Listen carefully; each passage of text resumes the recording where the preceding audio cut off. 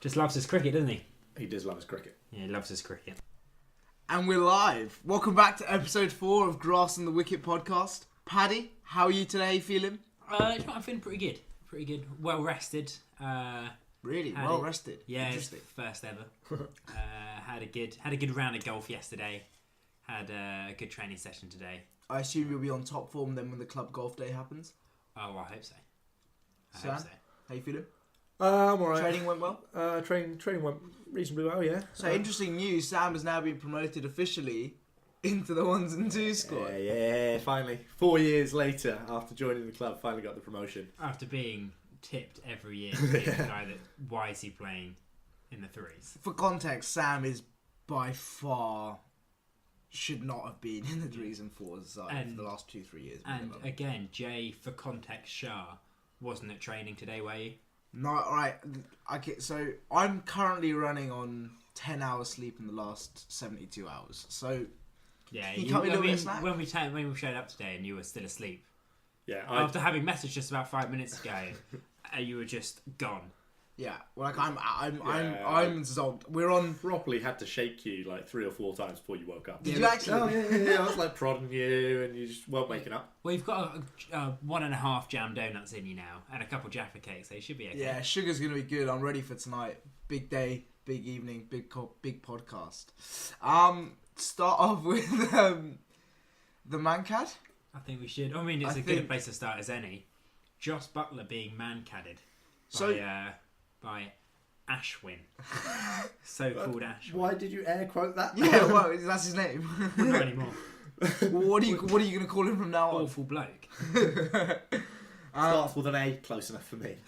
So, right, I haven't seen it. I've seen it, but I'm not exactly sure. Is there sound like? Does he give him an? I don't know the context to it. All I've seen is the video. So, I didn't see it live, unfortunately. But I've seen highlights of the game, including that, which was obviously a bit of a focus. What happened? There was no warning. No warning. Okay, that's big for me. So Ashwin comes in, lands his front foot, and then just sort of stops. He just waits. Waits for Butler, who is still in his crease, to wander out of his crease. Butler's not looking. He's waiting for the ball to come down. Butler was watching him, watched him land, assumed he was going to finish bowling.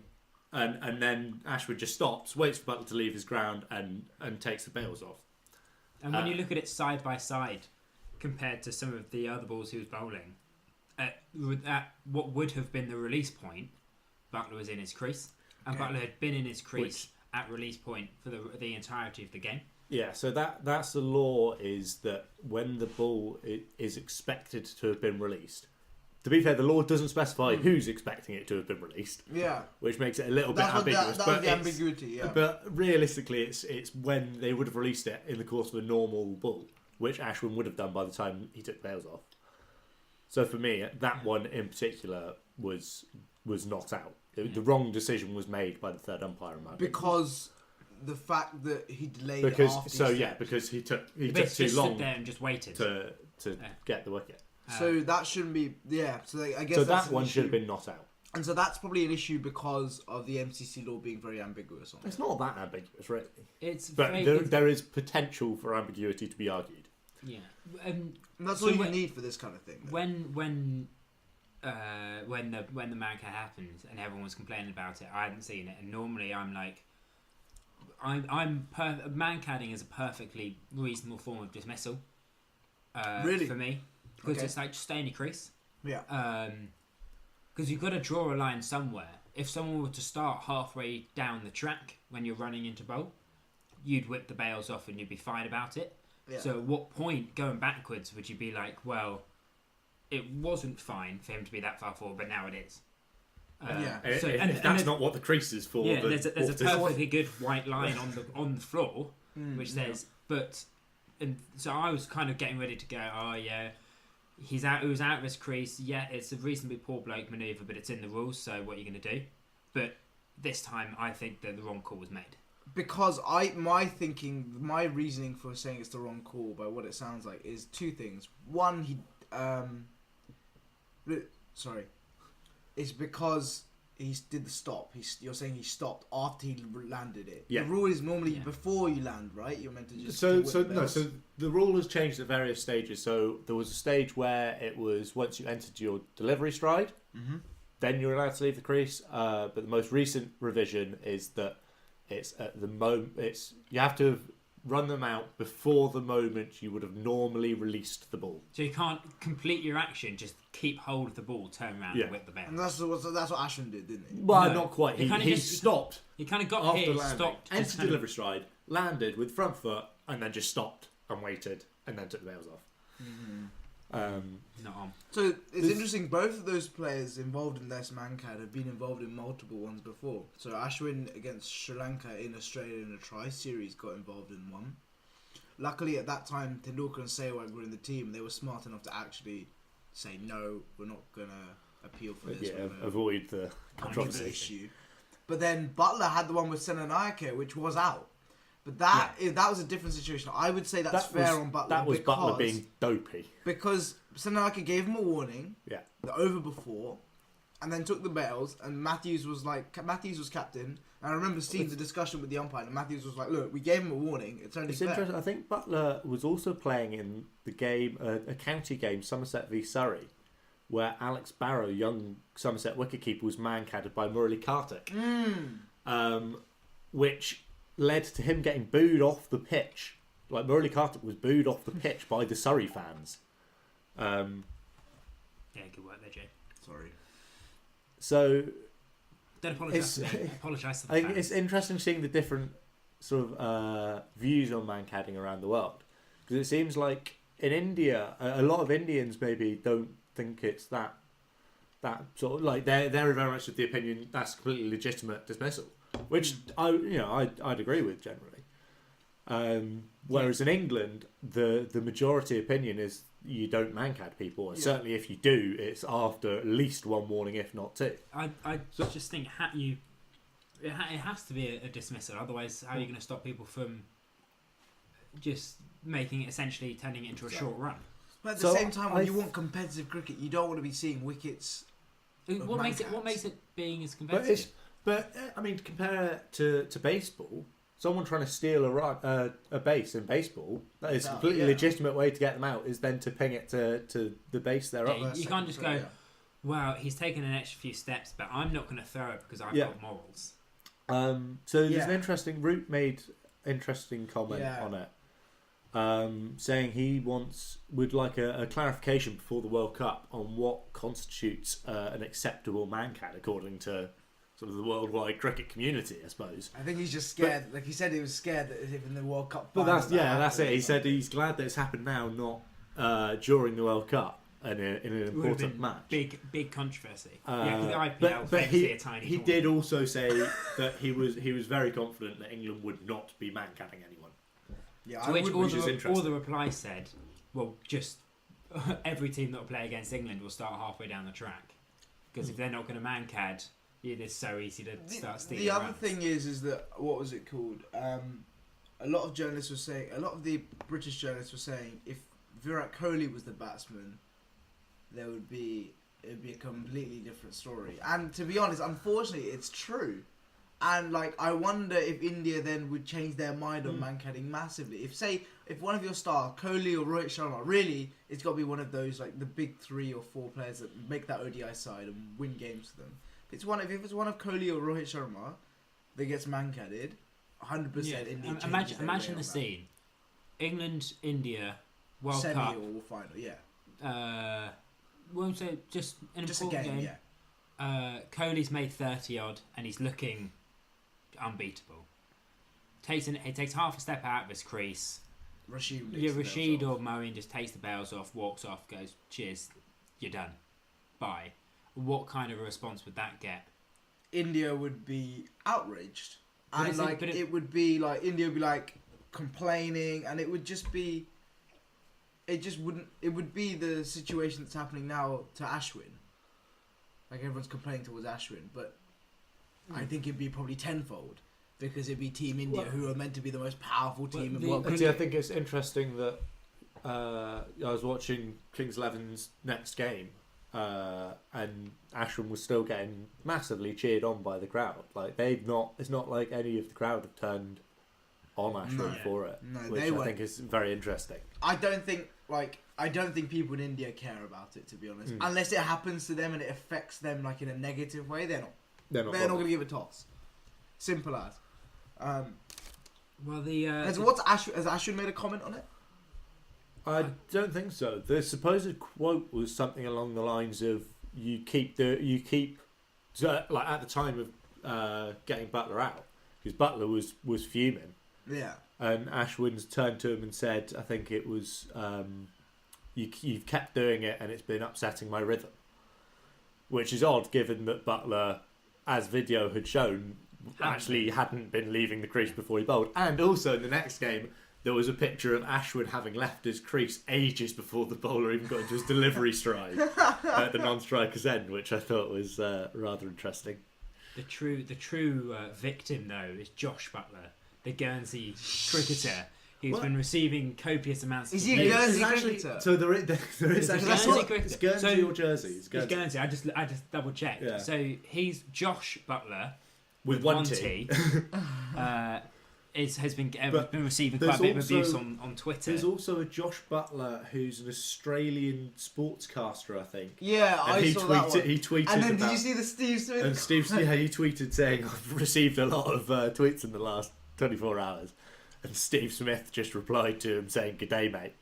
And Steve, this is a Steve Smith, not Steve Smith. It's a different Steve. This is yeah. He's an ESPN broadcaster as well. Actually, he thinks he's an American broadcaster. Yeah.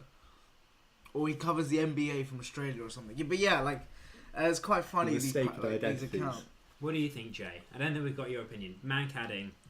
Would you ever mancad someone? You're a spinner. someone walks out. Would you in a league game mancad someone? Definitely not without a warning. I still like, for me, I don't want to get them out like with a mancad. Look, I understand that it's an important rule and that there has to be a rule there, otherwise there's no point in the crease. There's no real battle in it. It's just kind of like there's no competition. For me, that's like a kind of a cheap way of getting a wicket. Now, don't get me wrong. I mean, like people would do that because if that wins you a game, like do you remember the West Indies Under-19 World Cup against Zimbabwe? That was atrocious. Last over of the game, Zimbabwe need like 2 to win. Yeah, it was really. West Indies don't even give a warning or anything. They just whip the bails off when he runs in. And Zimbabwe, like, I wonder whether, because West Indies wouldn't have qualified if they'd lost that game. Yeah, and then they went. And if Zimbabwe would have gone through, you wonder what would have happened to Zimbabwe cricket if they'd done well in that tournament. Maybe they'd have got some additional funding or things. There's just so many what-if scenarios that have changed just because of that mancad. But so for me, I don't think it's a competitive way of like taking a wicket, so I would first definitely give a warning. What kind of warning would you give? Would you give they walked out, excuse me, batsman, you're out your crease, or would you give the Chris Gale yeah right next to the stumps, just screaming at the stumps? No, I would go like, I'd probably stop and I'd go, oi mate, and then tell him I just go, oi, look at that, and then he'd look at the wickets, and then if he did it again, I'd take the bails, I reckon. I like, because I think it's fair. Like, you make a good point that there has to be a rule there for a reason. Otherwise, there's argument for you to just stand halfway up the pitch. If you think about it, how many times when you guys have gone out to the crease, have you ever thought about your trailing bat and a mancad? Because whenever I think about it, like I'll kind of walk in as the bowler goes, but it's always just It's always just backing up. I never think about it. It depends on the situation. As a massive badger, and therefore being conscious of the laws at all times, I very consciously stay in the crease until I am allowed to leave. Well, I suppose my issue is I'm never in for long enough. I've normally just walked in, missed a straight one, and walked off again, so I don't get to go down to the non-strikers. It's only when there's a wicket falls in the last ball, and then I get to stand at the non-strikers for 5 minutes. Well, I for me, like, whenever I'm batting, I do think about it occasionally, but like not that often. Like, it's never like at the forefront of my mind. When I'm at the non-striker's end, it's not at the forefront of my mind. Yeah. When I'm at the non-striker's end, I'm thinking about like how I'm batting or something switching off, one or the other. That's another thing that's quite important. Do you, like, an interesting question I want to ask is, do you switch on and switch off when you're batting? or not really? Well, I never really switch on.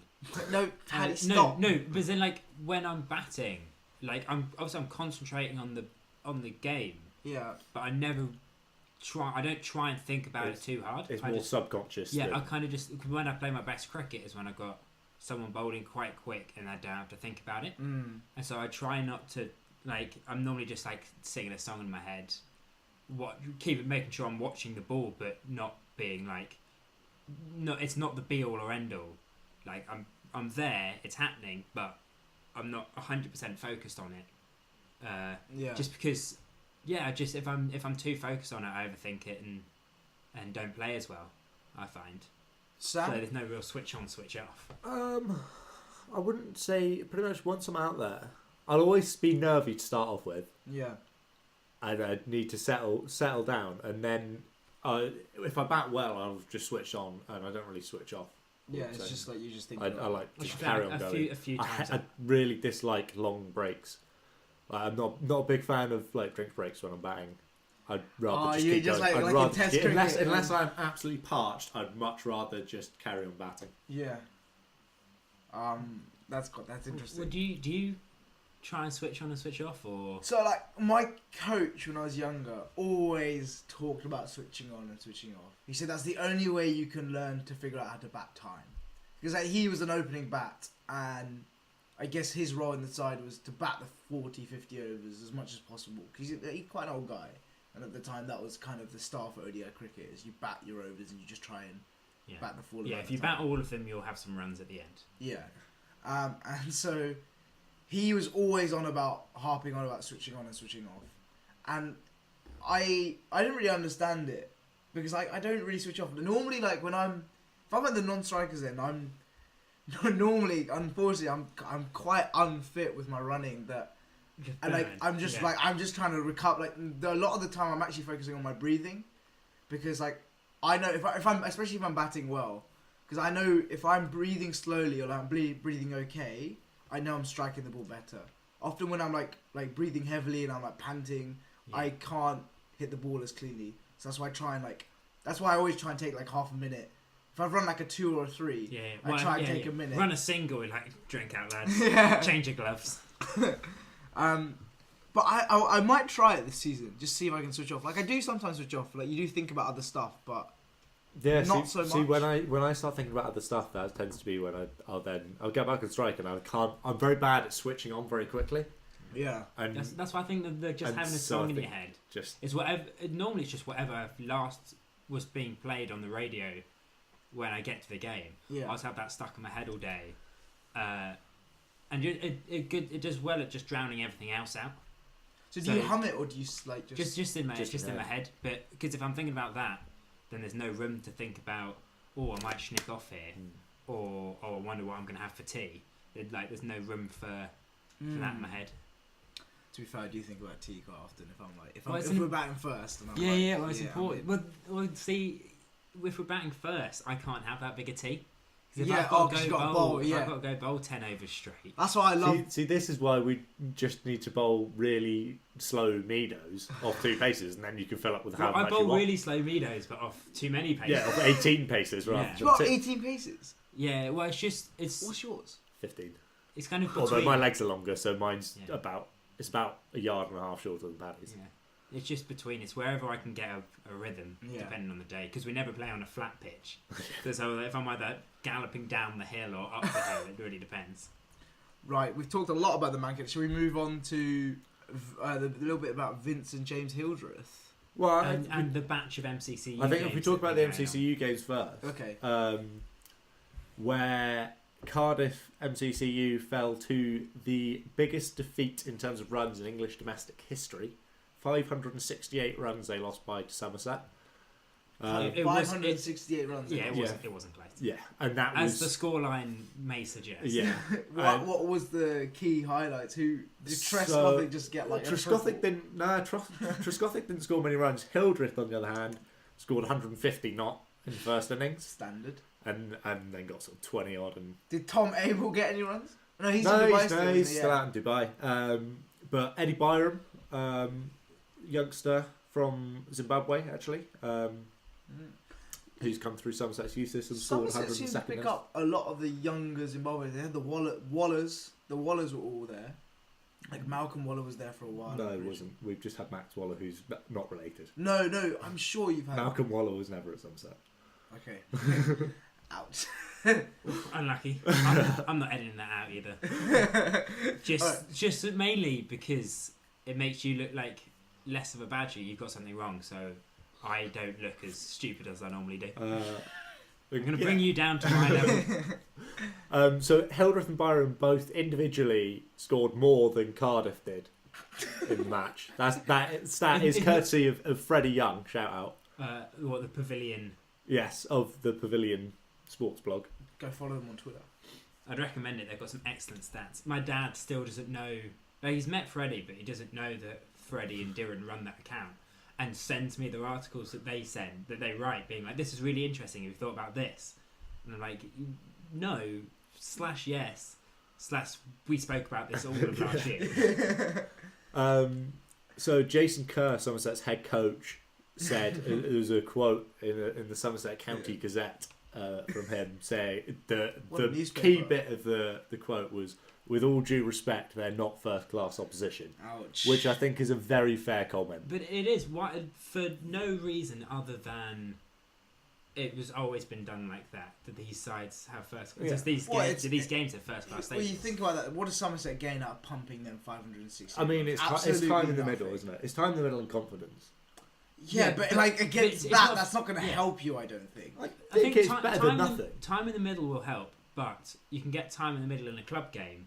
Yeah. This isn't a first-class game, and it Yeah, should it never shouldn't- be. it shouldn't be should given never be first-class seen as a status. first-class. Because I mean, going through the other results, Derby won by 336 runs in their Who'd game. they play? Didn't actually write down which unis they were playing. I'll get up. Durham beat Durham MCCU by 296 runs. Essex won by 286 runs against Cambridge. Leicester won by an innings and 220. That's one of the weaker counties.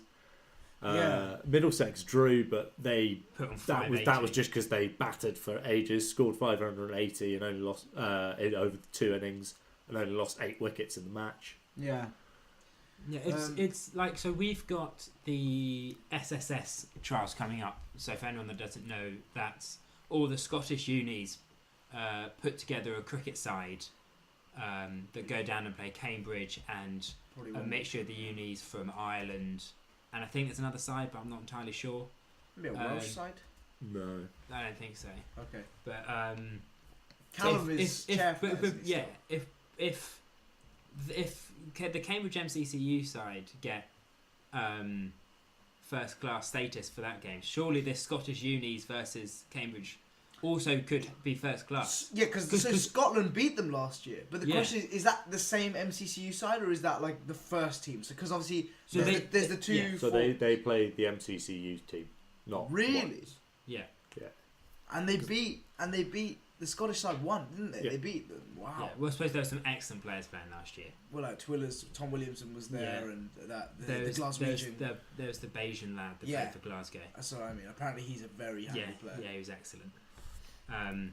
Yeah, because the Oxford-Cambridge game gets first-class status. As Yeah. a Lords, isn't it? For historical reasons. Why can't something like this?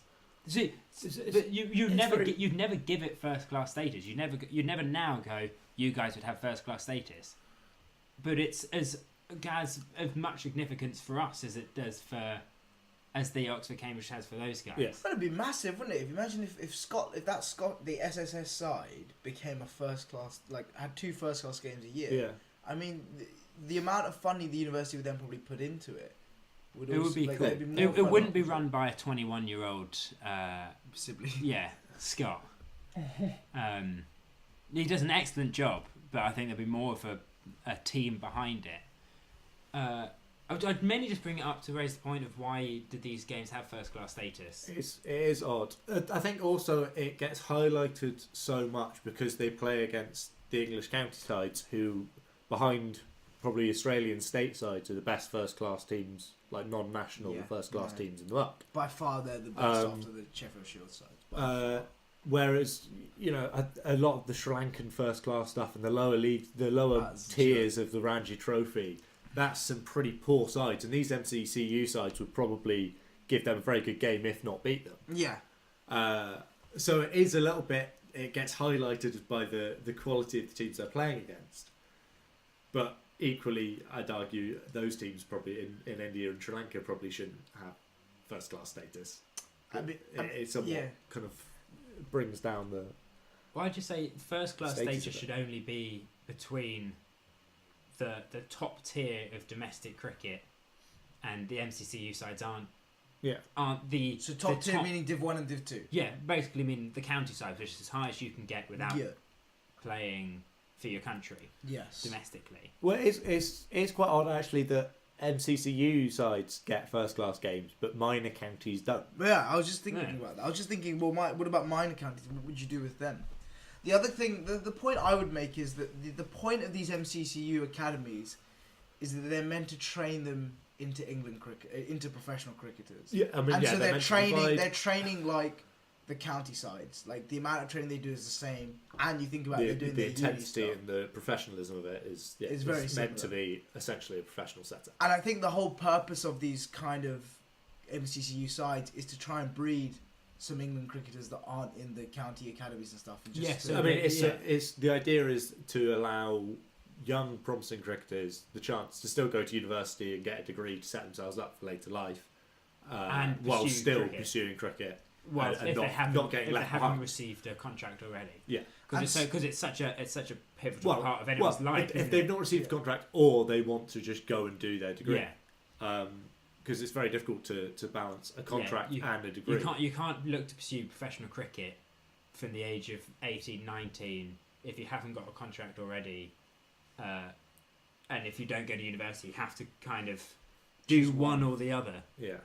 You're really going to struggle to take a year or two out and do nothing other than cricket. Right, and I think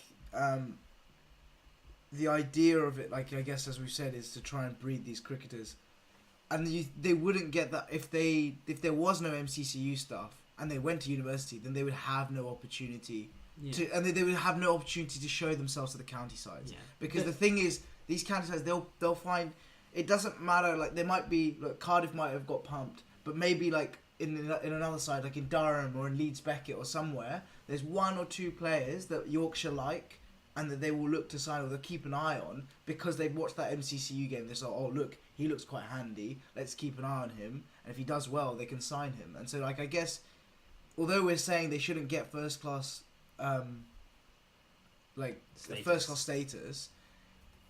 You have to think that the fact that they get these opportunities is why they're able to pursue professional cricket. I think the MCCU setup works quite well, not flawlessly, but it works quite well. And I wouldn't get rid of these games. No, they just shouldn't have first class. Yeah, I'm just saying they just shouldn't have first class status. Yeah. It's ridiculous that they have first class status, and when you have two international teams play each other, sometimes they don't have ODI status. Yeah, no, that's fair. I think I agree with that. It's just the way they status games is just it seems to be on a whim. Well, it's also a bit because now Ireland became a test team. Now Ireland's domestic setup is all technically first class on this day. Now you could argue probably realistically like the MCCU sides would be able to compete with the Irish first class teams. I would say comfortably, and so they'd be on a I mean, you're right in the sense that like. Who gets what or like who gets what status is not very. It's not well thought out, and there's no sort of system other than. It's also quite hard to allocate. Like you think about it, like it's quite a hard thing to do. Who do you give it to and who do you not give it to? Because like there's no metric or anything that you can really use to like determine. And again, it depends on what quality of opposition you're against as to how good you look. Exactly, like the Afghanistan first class teams aren't going to be that good either at the moment. But like they still have first class status now. Should we move on to Vincent? Yeah, I was about to say back to the games. We've had enough bashing of university sides that we're not good enough to go play. And we should talk about Vince and Hildreth. So Hildreth's previously mentioned 150 not out came batting at 3, which is I'm assuming he's probably done it once or twice for Somerset before, but really not often. He's batted at 4 for the majority of his career. 4. And the official Somerset reason is because it fits the balance of the side. So the official reasoning behind it was that they basically want to take some pressure off the young lads like Eddie Byram and George Bartner, Which makes sense. and put them low, into the middle order. Let them try and sort of get some runs there. Which does make sense. It does make sense. It's also just very, but very they've also admitted that it certainly doesn't hinder Hildreth's England prospects. It's So their top it would three be reasonably useful. So to who's know. the top 3? Is it Trescothic? Trescothic, Azra Ali, James Hildreth. What? That's a strong top 3. very strong top Experience. That's top their 3. front 3 that will bottle the league. Oh, definitely bottle the league. It's nice that I've got the parallel in both football and cricket as well. I can watch Liverpool bottle the league in the winter, and I can watch Somerset bottle the league in the summer, and I can go all over again the next year. Yeah. And also James Vince, very openly to push himself for England, is going to open the batting for Hampshire this year. I think that's interesting, because obviously Jimmy Adams is gone. Yeah. And so he's replacing Jimmy Adams at the top of the order. Hampshire do have a lot of middle order batsmen. They're back. I think they're really backing North East to get runs this year because Yeah. I mean, realistically, he had a poor season last year. Opening for Vince is very odd. It's a move.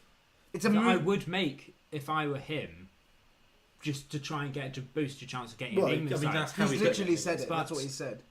For him as a batsman, I don't think he's not very suited because he loves playing his flamboyant drives and he's just gonna schnick off. Certainly in the early days in the April games. Well, I think all the championship games are really early or really late. Unless he reins himself in massively. But then he's taken away a huge scoring option, pretty much his only scoring option. Vince has always done quite well in county cricket because he's got good enough hand-eye coordination that he can kind of get himself out of trouble by when he doesn't get his foot to the ball and he kind of plays an airy drive. His hand-eye is good enough that he'll still hit the ball at county level because the bowlers aren't quite as sharp. I think in Div 1 he'll struggle a lot more than he has done in Div 2. And I think that's where, if Hampshire were in Div 2 this year, I think he would score a lot of runs opening the batting and would probably end up opening the batting for England. Well, the hope is Hamid takes this drop into Div 2. I know he hasn't scored any runs for Lancs 2s anyways. Yeah. He takes the drop into Div 2 and can start scoring some runs again. Because when he played his England series, before he broke his hand, he even batted with his broken hand. Yeah, he was quality. He looked a test opening batsman. Yeah, He looked like the Cook he looked replacement. He was what, 18, 19 when he He played. was 18. And 22 it looked like it. 23. 21, I think. It looked like it He's was not his very old 20th or 30th test. He looked he looked settled and calm, and then he broke his hand and he hasn't scored runs He's since. 22 now. Yeah, he hasn't done anything since. So the real hope is this Lancashire being dropped, being relegated might be the best thing for him. Because I really hope, I'd love to see him do well because he's quality. Yeah, he's and clearly got talent. It's all in his head. And he is a quality player. Yeah. And if he could start opening the batting for England, we might finally have a top order batsman. Well, this is the thing with I read the Paul Allett's interview with Wisden about Hamid, and he's got 1 year left on his contract, and so realistically it's now or never because he did nothing last year. We were discussing this in the car on the way to training, which you could have been privy to the conversation had you come to training. But we were saying that for another county to pick him up, it's so low risk because currently his stock will be so low. It won't cost anything to bring him in, and then because he is such a quality player that just hasn't found a way to score any runs. If he clicks again, it's worth so much to a team. Yeah, it's worth the risk, and if it doesn't work after 2 years, you can just go, look, we've tried, go play some club cricket, some high quality club cricket, and then maybe come back. So he's actually at the moment. I think he went to. Should we leave the rest of this conversation for our county preview drinks break that will be released within the next week? Yeah. Okay. Because otherwise, what we're going to talk about. Yeah, we don't want to give it all away now. Pakistan versus Australia. Little sneak preview there. Yeah. Pakistan versus Australia. Yes. Australia go 4-0 up now in the series. They're really pumping into some really good form for ODI. They shouldn't have won that last one though. Well, I didn't see what happened. Oh, the New Zealand. So they were chasing 280 to win ish. Yeah. Centuries from numbers 2 and 4, I think. And then they managed to bottle it. Yeah. Rizwan made 100. The score, but after Rizwan goes 7-7-1-3-6-0. Yeah. That is horrendous. That's a score. They really bottled it. That is a bad book. Umar Akmal was in there. Imad Wasim.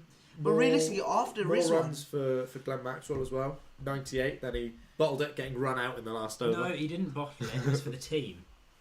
He ran himself out for the team. What if you bet on himself at 98? Well, allegedly, he betted himself. Hi, Glenn.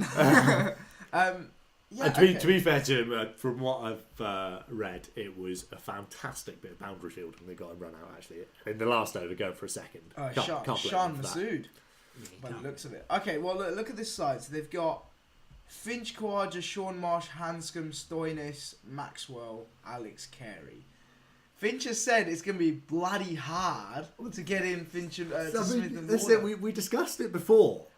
Just before Finch scored 2 centuries and then 90 odd in a row. When we said, drop Finch for Warner. Because he wasn't in Nick. The only reason was he wasn't in Nick. He was the one batsman who hadn't scored runs recently, and then he nearly became the first Australian batsman ever to score 3 consecutive hundreds in ODI. He was just bashing it. Sean Marsh is going to get dropped, I think, despite the fact he hit a ton. Move Kawaja to 3. No, I keep Kawaja up top. And have Warner opening up. And then what? You just leave Steve Smith on the bench? Well, you can. There's still the option. Well, you can bring him in as your leggy. There's still the option to give Hanscom the gloves, drop Carey. No, I think Carey's quite handy, as you can see. I'd rather. He's clearly not, but so is Steve Smith. Yeah. If not, a little bit more than a bit handy. Yeah, it's a touch handy. But then you wonder how good is Hanscom's glove work. He's an alright keeper. I mean, I've never made a secret of the fact I generally would pick the best gloveman that I could. So you would you pick Alex Carey then over Hanscom? Would you keep the Australian side as it is, or would you change it? I don't know what I'd do, to be honest. I think I'd drop Sean Marsh. But it's quite a nice situation. No one's going to complain if you drop Sean Marsh. It's quite a nice situation to be in for the Australian selectors. That you've got too many people scoring runs, because that's always what you want to be in. Yeah. Unlike the England Test side, where you've got not enough people scoring runs, where are you going to get the runs from? Yeah. So, we've discussed it. You want to be picking who don't you pick, not who do you pick. Yeah, exactly. I'm sure they're not complaining too much. Yeah. Looking at that Pakistan middle order as well, like Haris Sohail, Mohammad Rizwan is captain. Now that for me, he's keeping. Sorry, Imad Wasim is captain. But that middle order looks quite weak, and they don't look consistent. With no, why isn't Azarelli playing? Has he been dropped from the ODI side? I would assume so. Given he's been playing for Somerset. So they've dropped Azarelli. Mohammad Rizwan, Umar Akmal has been around for ages, but again, this is the thing with Pakistan, and I'll say it again and again. We'll say it at the World Cup. They just have to fire in the game that they need to fire in. And that's they love playing awfully, and then as soon as they need to play clutch, just whipping one out the bag, just out of nowhere. I think bowling wise, they look quite strong. It's interesting they're playing Yasir Shah in ODIs. He hasn't been that successful in ODI cricket compared to his Test record. Well, no, but he's still a good white ball. But you've got a lot of spinners there. You've already got Imad Wasim, you've got Haris Sohail, and Junaid Khan's back in that side with Usman Shinwari.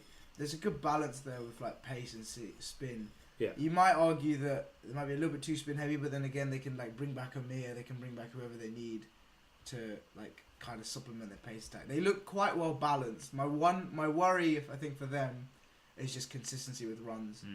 And the thing is, if they have a slip up in the group stages or something, well, the tournament's only group stage basically. So if they get if they slip up early on, it just puts more pressure on them going into the back end of the tournament.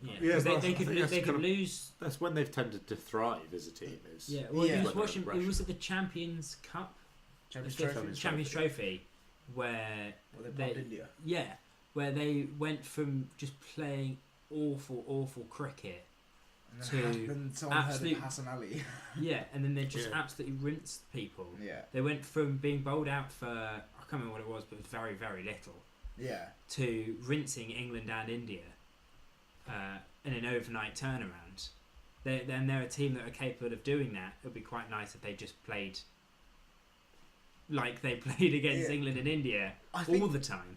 Yeah. I think both these sides, Australia and Pakistan, like people are just overlooking or just forgetting about really going. Like people might now realise because obviously they've just both have been playing very good cricket in the UAE, but I just think people are overlooking them about what's going to happen at this World Cup, especially now with Australia. Really, they've been quite smart with their fixtures as well. They've played so many ODIs. They played in India just now. Now they're playing in Pakistan and in Dubai, and then I think after this they probably get a break and then they go.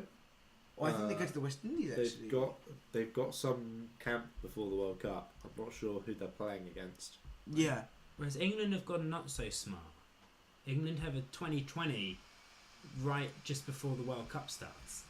It's just like In May they're having 2020 against Pakistan. Oh, they've got some ODIs against them as well. Yeah, but Yeah. why play the 2020? It's an odd one. Why not only play if you're The looking to 50 win overs, it? yeah. Just don't play the 20. Just only play ODIs. Maybe they're trying to like sabotage Pakistan. Maybe they think it's not going to affect them, but it might ruin Pakistan's But you game. look at the Pakistan. They're not really a team that are going to try and find form before going into that. They're just going to show up and try and just try do and- it. Yeah. Whereas England are definitely a team that need to try and build up as much momentum and form as possible. It just seems like a very odd choice to play that T20, and other countries seem to be doing it a lot smarter. Namely, Australia seem to be doing it. They seem to have they've really the amount of ODI cricket they've played after that India tour has been very well. They played India ODIs in Australia, then they played them in India after that, and then they now moved to Pakistan. They're smart with their tour programs. Smart training schedule. Sheffield Shield. Glenn Maxwell. Hi Maxi. Yeah, so the Sheffield Shield final is currently going on. Did Siddle get a hat trick? On his Siddle got- birthday, I don't know if he got a hat trick. I don't He think. took a fifer. Yeah, he bowled really well. I saw some 5 highlights. for 28. Don't think he took a I hat. think they're playing with the Duke's ball.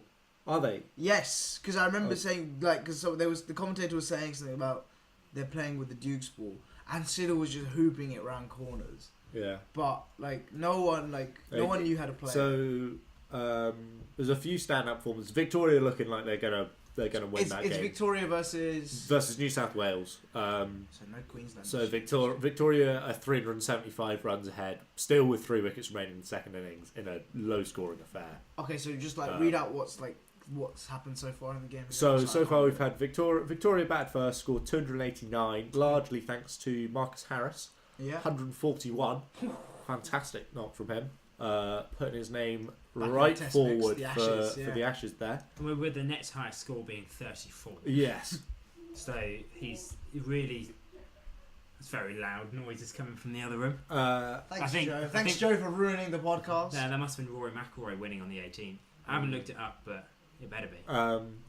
Trent Copeland 5 for 74 in that innings again. Yeah. Maybe sticking his name up there. Then New South Wales was skittled for 121. Siddle 5 for 28. Siddle Gotta bowled really be- well with the Duke. Again, got to be considered. He'll for be the in, Ashes. he should be in the Yeah, side. I mean, in England, he's a dangerous weapon. Siddle, Jai Richardson, Pat Cummins, and probably Pattinson. Pattinson bowled really well in that game as well. Yeah. Oh, I think it might have been Pattinson that got a hat trick. No hat trick. No? I'm looking it up now. There's Yeah. been no hat trick. Why do I keep thinking I Pattinson? There don't was- know why you thought there was a hat trick. There was 3 wickets in for 1 run, Maybe Pattinson now. but it was Siddle got 2 of them, and then Tremaine Yeah. the last. Damn. So Not tricks it. yeah, not Jesus. Get in the bin. I was about to bully Jay for getting another Stat bit of wrong. cricket trivia Yeah. wrong. I think I But should. then, Sorry. there's no point now. I'm sorry. But you've said that, and I've just lost all hope. I've had enough. I'm done. Right. Thanks for To listening. carry on reading out the scorecard. Victoria 207 for 7 in their second dig. Will Puchovski, youngster. He got called up for the India tour. He did after scoring some runs. He got a double ton in the Shield earlier on. 21-year-old. He looks pretty. Scored 51 there. I think it definitely needs another couple of years to develop, but I think he's one to watch out for. He's that's one thing I want them to wait the future. The future. I definitely want them to I think they shouldn't throw players in so early. That's my worry with Prithvi Shaw is they've thrown him in so but early. It's interesting because some players are Someone's really driving it. Yeah. Look at Graham Smith getting Test captaincy at 21, was he? Yeah. And went on to be absolutely fantastic at it. And then Kane was made his debut when he was 19. I think it depends on the player a little bit. Sachin debuted 16. Yeah, you just don't want to put pressure on players that aren't yet well equipped enough to handle the pressure. But then you can never really find that out. You never know how well a player's going to play. It requires some very good man management and knowing your players. Who's going to perform and who's not under that sort of pressure. And not just picking a player just because they can bowl well with a white ball. Yeah, I'm pretty sure they're using the Duke's ball, so that's an interesting thing. They seem to have tried it in a few rounds this year at the Sheffield Shield. I'm glad to see it. I think it's going to help them massively when they come over here for practicing with the Duke's ball. I think the bowlers will be better with it. My worry is I don't know if the batsmen have still learned because you can still see there's not that many scores that are getting made with it. Oh, apart from Marcus Harris. These things just take time. It's something they'll develop. Yeah, as they play against. Hopefully, they get absolutely destroyed in this Ashes series, and then maybe in the next one in England, they can get destroyed again. Yeah. So, and maybe in the intervening one in Australia. It'd be nice if they got destroyed there. Well, I have a sneaking suspicion. I suspect they won't be. Yeah, having seen our track record in Australia, down under. I mean, you say you hope that they get destroyed. I'd like it to be. I mean, only. I don't want them to be destroyed. I'd love it to be a 2005 style. Yeah. Nice little 3-2 to England. That'd be nice. Down to the wire. I think this one's going to be close. I really don't know. I think bowling. It could go either way, but I suspect England will dominate. Yeah. Certainly with the 2 games being played in September. Yeah, I forgot about that. I just think this summer is going to be absolutely absurd. Yeah, because there's the Rugby World Cup as well at the same time, and the European Cricket League, Euro T20 Slam. And then at the beginning of the summer we've got the World Cup. It's going to be a fantastic summer of sport. We want to talk about the IPL. What's been going on in the IPL? So obviously we talked about the Mankad earlier. Big no ball in the last ball of the game between RCB and wasn't Mumbai. called. Yeah. So the game ended up being 6 runs in it, I think. And the last ball was quite a clear no ball on replays. Wasn't picked up at the time. Who bowled it? Malinga? Believe it was Malinga. Yeah. 2 seconds to find that. I mean, what do you think? Do you think they should it's use DRS? DRS for third umpire or something? The third umpire does so little during the game. Just watch the screen. I think we've spoken about this on a previous episode. Just have the third umpire watching the screen all the time, and then this will never happen. Yeah. Leave the on-field umpires to try and call the really, really tight, difficult calls like LBWs, caught behinds. Leave that to them.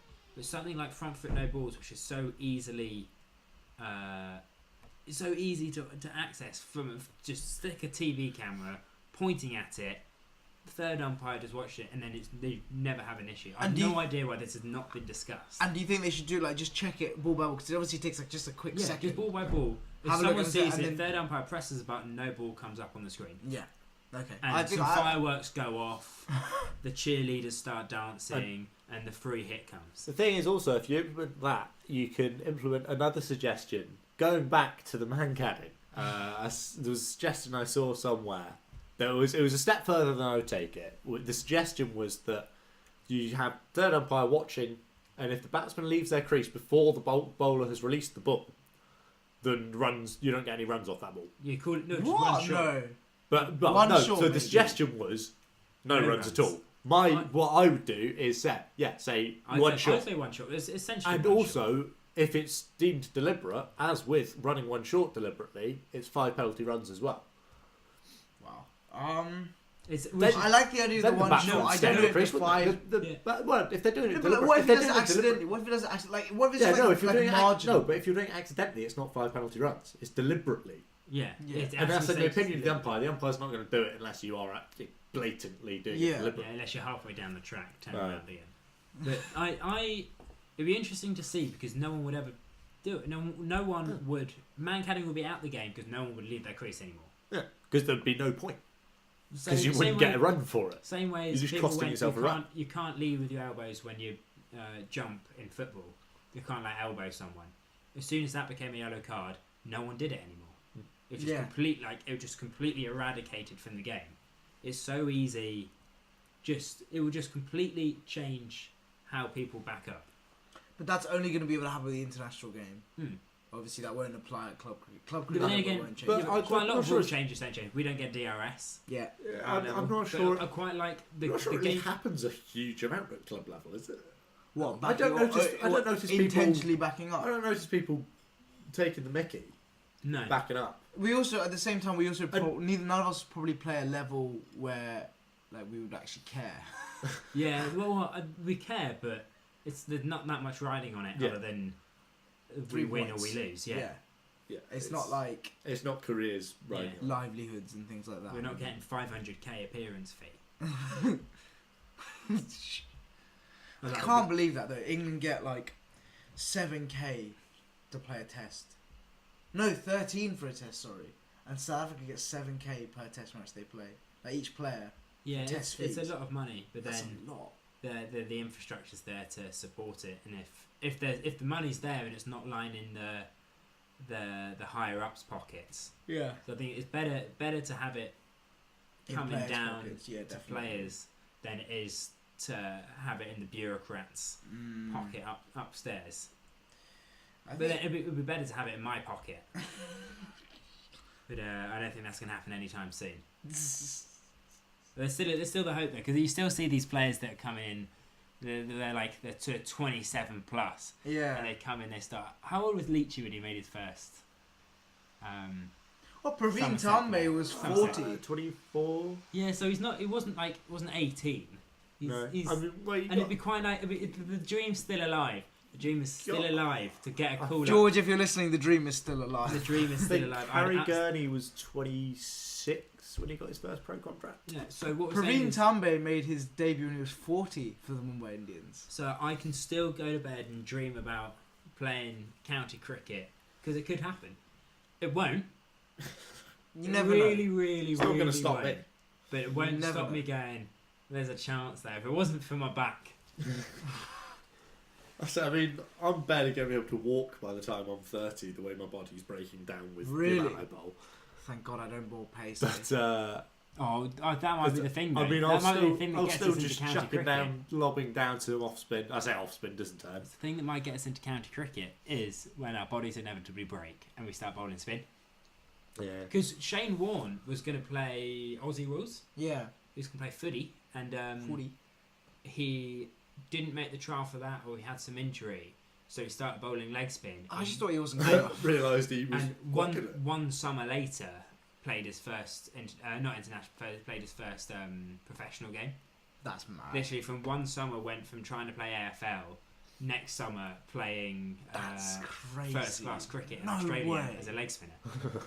That's Obviously, he mad. played a bit of cricket, Yeah. but I like didn't he take it wasn't seriously. looking to become professional at it. Yeah. Which makes it so much more mind blowing. The How fact good that he the was. best leg spinner the world has ever seen, the man that couldn't bowl a bad ball By even if Sony, he of tried. course. Besides, look, if we ignore Ish Sodin, the best leg spinner that's ever been bowled. Clary Um, Grimmett. No, Right, no. but besides, how he just wasn't planning to become a professional cricketer. He just one day went, well, the footy's not working out. Let's go bowl some tweakers. oh look, I am now the best bowler that's ever been seen. Turns you out get- I'm quite handy at this. Well, you get some of those kind of freak athletes, don't you? Like Elise Perry, But he's right? not an athlete. Yeah. No, he's not. He's They're not so an elite athlete. unathletic. It's not like he can take. There are transferable skills.